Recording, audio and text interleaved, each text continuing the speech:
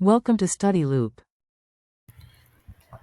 Welcome back to another cross product problem where we're trying to find a new vector orthogonal to the plane created by these 3 points. One of the ways we can do that is by finding two vectors in the plane and taking their cross product, which is necessarily going to be perpendicular to that plane. So let's look at vector PQ, which is just Q minus P, or 4 minus 0, 1 minus negative 2, and negative 2 minus 0. And then PR is just R minus P, giving us 5 minus 0, 3 minus negative 2, and 1 minus 0.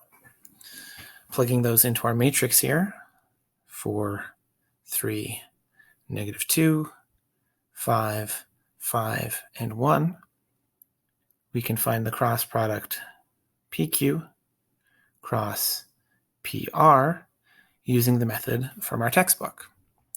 Specifically, we'll ignore the first column and look at 3 times 1 minus negative 2 times 5, 3 times 1 minus negative 2 times 5, I, minus, then we ignore our second column, 4 times 1 minus negative 2 times 5,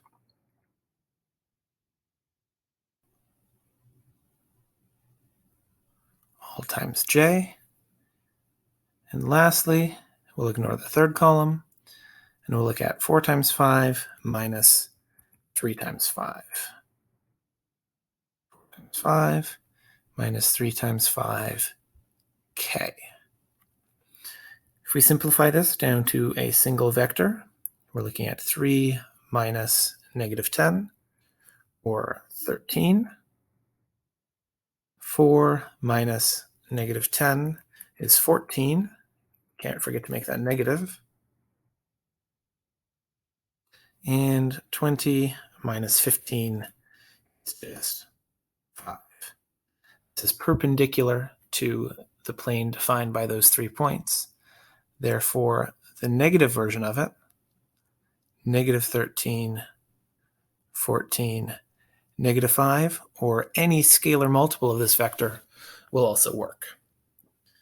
Now, if we want to find the area of the triangle defined by these 3 points, we can again use the fact that we know the magnitude of PQ cross PR.